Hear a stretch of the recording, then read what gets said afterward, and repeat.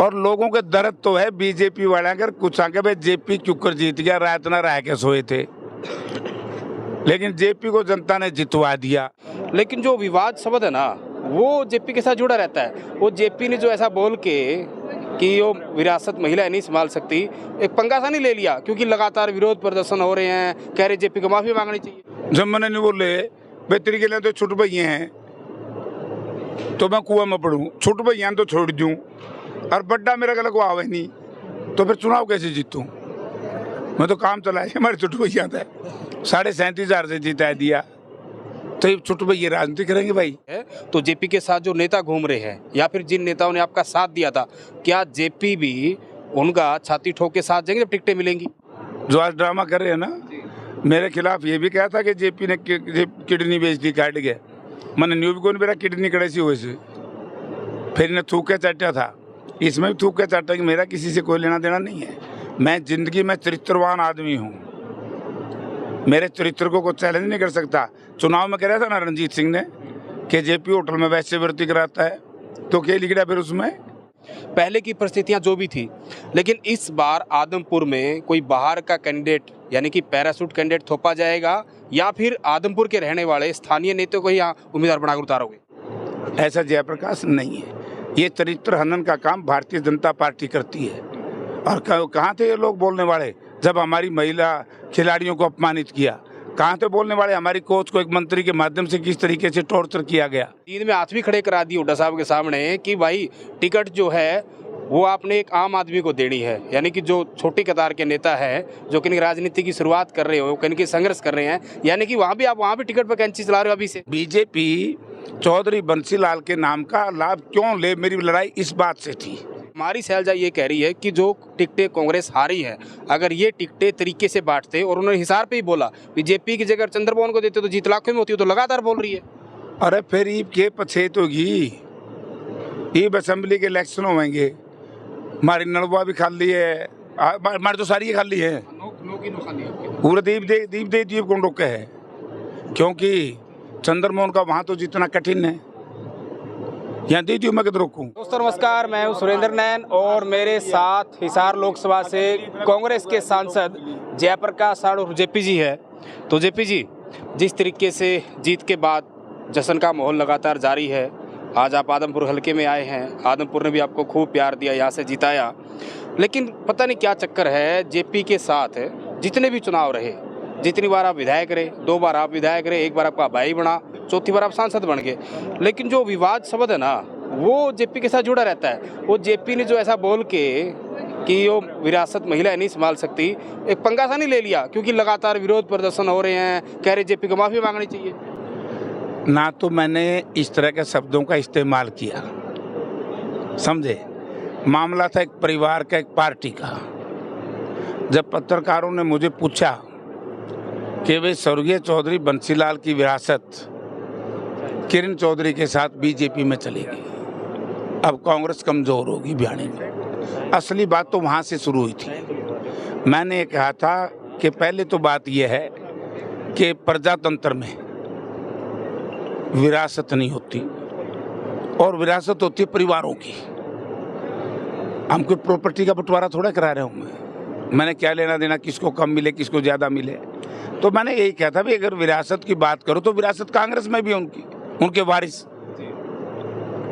अनिरुद्ध कांग्रेस में है कि नहीं, उनके पिताजी भी हैं रणबीर महिंद्रा कांग्रेस में है कि नहीं, उनके रिश्तेदार कांग्रेस में हैं कि नहीं, और मैं खुद भी कह सकता हूं कि हम भी उनके साथ काम किया, हमने हरियाणा विकास पार्टी को सत्ता में ले आए हैं। तो बात थी सिर्फ बीजेपी को लाभ क्यों मिले, तो इसको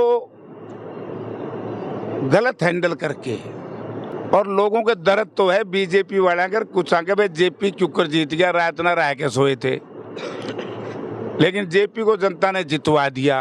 तकलीफ है बीजेपी को, और बड़ी भारी तकलीफ है जयप्रकाश की जीतने की। तो इन्होंने मेरा क्या मतलब किसको मिले वह उनकी विरासत, उनकी विरासत बताया ना कि प्रजातंत्र में विरासत का कोई मायना नहीं होता, इसमें तो हर व्यक्ति का अपना अपना सिस्टम है। तो उनके परिवार का, मैं को जमीन का बंटवारा, उनका धन का बंटवारा मुक्त में उनके चालना वो भुगतान, मेरा क्या लेना देना। जहाँ तक नारी का सम्मान का सवाल है, नारी केवल भाजपा के पास नहीं है। नारी की ठेकेदारी जब से सृष्टि बसी है, हम सब की जिम्मेवारी है कि वो ये सोचते हो कि जयप्रकाश इस तरह का जैसे बीजेपी में है, ऐसा जयप्रकाश नहीं है। ये चरित्र हनन का काम भारतीय जनता पार्टी करती है। और कहाँ थे ये लोग बोलने वाले जब हमारी महिला खिलाड़ियों को अपमानित किया? कहाँ थे बोलने वाले हमारी कोच को एक मंत्री के माध्यम से किस तरीके से टॉर्चर किया गया? और जयप्रकाश ने किसी महिला का मामला नहीं है, व्यक्तिगत उस परिवार का मामला भी नहीं, पॉलिटिकल मामला है, विरासत का महीना।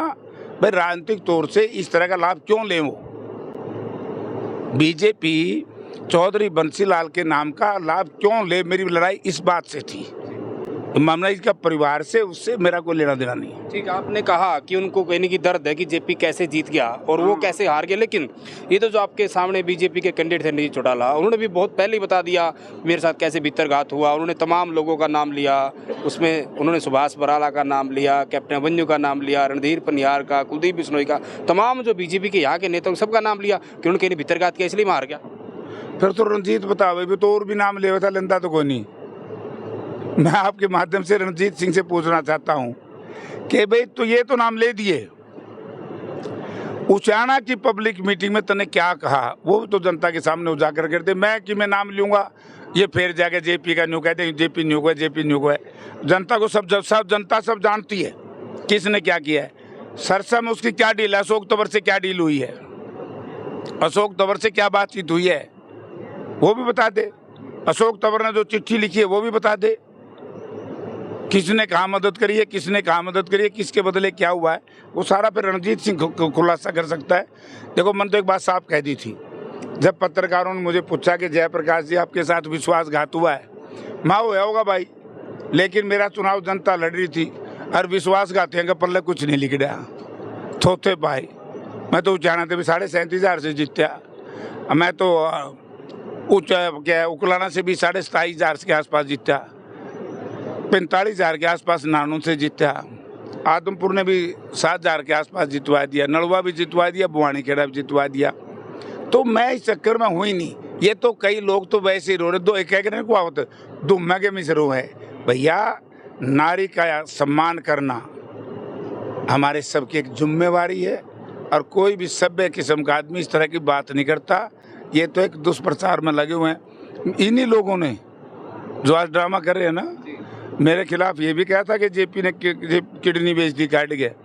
मैंने न्यू भी कौन मेरा किडनी कड़ेसी हुए से फिर इन्हें थूक के चाटा था, इसमें भी थूक के चाटा कि मेरा किसी से कोई लेना देना नहीं है। मैं जिंदगी में चरित्रवान आदमी हूँ, मेरे चरित्र को कोई चैलेंज नहीं कर सकता। चुनाव में कह रहा था ना रणजीत सिंह ने कि जेपी होटल में वैश्यवृत्ति कराता है, तो क्या लिख रहा फिर उसमें? तो मैं किसी के नाम, और मैं एक और कहता हूँ नेताओं से, पॉलिटिकल बात पॉलिटिकल करनी चाहिए, उसको समाज से नहीं जोड़ना चाहिए। जाना का जिक्र आपने किया, आपने बताया रणजीत सिंह ने कुछ नाम बता दिए, कुछ नाम रह गए, लेकिन जेपी तो साथ के साथ हिसाब किताब कर देते हैं ना। आप उचाना गए, हालांकि कल आपकी जींद में बड़ी मीटिंग हुई, वहाँ हुड्डा साहब आए, लेकिन उससे पहले आप उचाना गए थे, वहाँ भी आपने कहीं ना कहीं हिसाब किताब कर दिया कि भाई जो मेरे साथ ये छोटे नेता बैठे हैं, आपने ये भी कहा कि बुरा मत मानना भाई नेताओं कि छुटभइये नेता वो मेरे साथ थे और जो अपने आप को बड़ा नेता समझते वो मेरे खिलाफ थे। वहाँ भी आप बोल के आए। मैं क्यों नहीं बोल लूँ? जब मैंने नहीं बोले बेहतरी के लिए तो छुट भैया हैं तो मैं कुआं में पढ़ूँ, छुट भैया तो छोड़ दूँ, और बड्डा मेरा गला को आवे नहीं तो फिर चुनाव कैसे जीतूँ? मैं तो काम चलाए हमारे छुट भैया था, 37,500 से जीता दिया, तो ये छुट भैया राजनीति करेंगे भाई। और छोटे भैया के लिए मतलब वहाँ जींद में हाथ भी खड़े करा दिए हुड्डा साहब के सामने कि भाई टिकट जो है वो आपने एक आम आदमी को देनी है, यानी कि जो छोटी कतार के नेता है जो कहीं राजनीति की शुरुआत कर रहे हो, कहीं की संघर्ष कर रहे हैं, यानी कि वहाँ भी आप वहाँ भी टिकट पर कैंची चला रहे हो अभी से। नहीं मैंने ये नहीं कहा, नहीं मैंने ये कहा मेरे भाई जैसे हमें टिकट मिली है, अगर राहुल जी ने जो बात कही थी मैं सर्वे के हिसाब से टिकट दूंगा, सर्वे ना करवाते और सर्वे में मेरा नाम नहीं आता और राहुल जी ना कहते तो कम से कम मुझे टिकट नहीं मिलती। ना मिलनी थी रावदान सिंह ने, ना मिलनी थी ब्रह्मचारी जी ने, ना मिलनी थी राज बब्बर ने। यहाँ तो बड़े बड़े घाव गप थे, राहुल गांधी जी ने इनको अलग थलग कर दिया। कई आगे तो यहाँ भी पेट में दर्द है भाई, मेरा के खोट से टिकट दी है मुझे पार्टी हाईकमांड ने, ठीक है कि नहीं? कईयों को मैं नाम ले देता हूँ। कुमारी सैलजा ने कहा, जिन जिन के आप नाम ले रहे हो ना, देखो उधर से राजबब्बर का कैंडिडेट था गुड़गांव से, वहाँ कैप्टन अजय यादव कह रहे हैं कि वैसे तो मैं ओबीसी मोर्चा का राष्ट्रीय अध्यक्ष हूँ, लेकिन मैं मेरी टिकट नहीं ला सका। वहीं कहीं ना कि किरण चौधरी चलो बोल के वो चलेगी, उसकी बेटी को टिकट नहीं मिली। कुमारी सैलजा ये कह रही है कि जो टिकटें कांग्रेस हारी है, अगर ये टिकटें तरीके से बांटते, और उन्होंने हिसार पे ही बोला कि जेपी की जगह चंद्रमोहन को देते तो जीत लाखों में होती, तो लगातार बोल रही है। अरे फिर ईब के पछेत होगी, ईब असेंबली के इलेक्शन होंगे, हमारी नलवा भी खाली है, हमारी तो सारी खाली है पूरा। दीप कौन रोके है? क्योंकि चंद्रमोहन का वहाँ तो जितना कठिन है, यहाँ दे दियो मैं किधर रोकूँ? आपने भी भविष्यवाणी कर दी भाई, वो इलाका बीजेपी का ही, भी बीजेपी जीती है वहाँ 28,000 वोट से, तो यह लड़वा दो आदमपुर से, मैं किधर नोटू हूँ? मैंने कब मना किया? मैं तो कहा है, बल्कि अच्छा कैंडिडेट है चंद्रमोहन, उसको आदमपुर से लड़वाओ। मैं तो रिकमेंड करूंगा उसका नाम, अगर हमारी रिकमेंडेशन किसी ने मानी तो, लेकिन इस पर चांस नहीं, पे सर्वे के हिसाब से होगा। अच्छा, चौथी बार आप सांसद बन गए हो, और है ना, लंबे समय से कांग्रेस हिसार से गायब थी। हिसार जिले की 7 सीट, कांग्रेस की सीट 0, कोई विधायक नहीं। आपके पूरी लोकसभा की 9 सीट, कोई आपका विधायक नहीं। अब जेपी पर बड़ी जिम्मेदारी है, तो जेपी के साथ जो नेता घूम रहे हैं, या फिर जिन नेताओं ने आपका साथ दिया था, क्या जेपी भी उनका छाती ठोक के साथ जाएंगे जब टिकटें मिलेंगी? और क्या तरह लाई रहा हूँ, जमा साथ दूंगा। मैंने साथ कभी जिंदगी में छोड़े ही नहीं। जिसने मेरा साथ दिया, मैंने तो उसका बहुत लंबे अरसे तक साथ दिया, उसी का तो खामियाजा मैं भुगत रहा हूँ। वरना जितना साथ मैंने 2014 में पार्टी लाइन छोड़ करके, मैंने तो उनका भी दिया था। बाद में बात अलग है कि मेरे साथ धोखा करके उसका नुकसान मुझे हुआ कि नहीं हुआ, तो साथ में देता, और क्यों नहीं दूंगा? ये यार, इतनी गर्मी में मर्दे आंडे हैं। अरे इस इलाके में जहाँ मैं बैठा हूँ, यहाँ पर बराबर रहना या 1500 हार जाना है तो बड़ी भारी जीत है। मैं नहीं छोड़ता भाई, जब मैं तो इनके साथ रहूँगा। तो आदमपुर में आप बैठे हो, आदमपुर के लोगों से मैं बात कर रहा था, ये कहीं ना कहीं इन लोगों के आपके सामने पता नहीं ये बात कहते कि नहीं कहते, लेकिन मीडिया वालों से तो पूछ लेते हैं। ये कह रहे हैं कि भाई कांग्रेस के जो बड़े नेता है, और खासकर हमारे सांसद, एक बात जरूर पूछना, पहले की परिस्थितियां जो भी थी, लेकिन इस बार आदमपुर में कोई बाहर का कैंडिडेट, यानी कि पैरासूट कैंडिडेट थोपा जाएगा, या फिर आदमपुर के रहने वाले स्थानीय नेताओं को यहाँ उम्मीदवार बनाकर उतारोगे? यह मेरे हाथ में गोनी, ये कांग्रेस है नेशनल पार्टी, कैंडिडेट का फैसला मैंने तो यार बताया तो दिया, हाईकमांड करेगी, हमारा हाथ में नहीं है। मैं उन नेताओं की तरह नहीं हूँ जहाँ जावे वहीं कह दें बोला तेरे को लड़वाऊंगा, तेरे को लड़वाऊंगा, तेरे को मेरा बस का नहीं भाई। जम्मा ये मेरे सारे साथी बैठे हैं, तो मैंने वर्कर मीटिंग में भी ये कहा है कि मेरा बस का नहीं है भाई। मैं तो जिसको हाईकमांड हमारी टिकट दे देगी, मैं उसका मदद करूँगा, चाहे कोई हो। आज बीजेपी ने एक बड़ा कार्यक्रम किया रोहतक में, वहाँ पर 5 के 5 सांसद इनके जो जीत के आए वो थे, मुख्यमंत्री थे, पूर्व मुख्यमंत्री थे, और कहीं न कहीं एक ताल ठोकी है कि कहीं न कहीं कांग्रेस जो सपने ले रही है कि सत्ता में आकर कैसे हरियाणा को लूटा जाए, इनके सपनों को हम कामयाब नहीं होने देंगे, तीसरी बार फिर हरियाणा में बीजेपी की सरकार बनाएंगे, ऐसा उन्होंने दावा किया। आज कांग्रेस तो हमेशा सेवक रही है, कांग्रेस ने हमेशा सेवा करी है देश और प्रदेश की। जंग आज़ादी की लड़ाई से लेकर के आज तक कांग्रेस ने देश को लूटा नहीं। अगर देश को लूटा है तो भारतीय जनता पार्टी ने लूटा है, अगर देश को लूटा है तो गठबंधन सरकार ने लूटा है। और जहाँ तक सवाल है भाई, सुन ले, 400 पार मोदी जी कह कर दे, 230-35 पर रुक गए, ठीक है कि नहीं? और 2019 में कांग्रेस जीती थी 9 सीटों पे, एक पे जीती थी जेजेपी, और बीजेपी जीती थी लगभग 80 सीटों पे। बीजेपी को मिली 40 सीट और कांग्रेस 9 पे जीती थी, इसको मिली 31 सीट।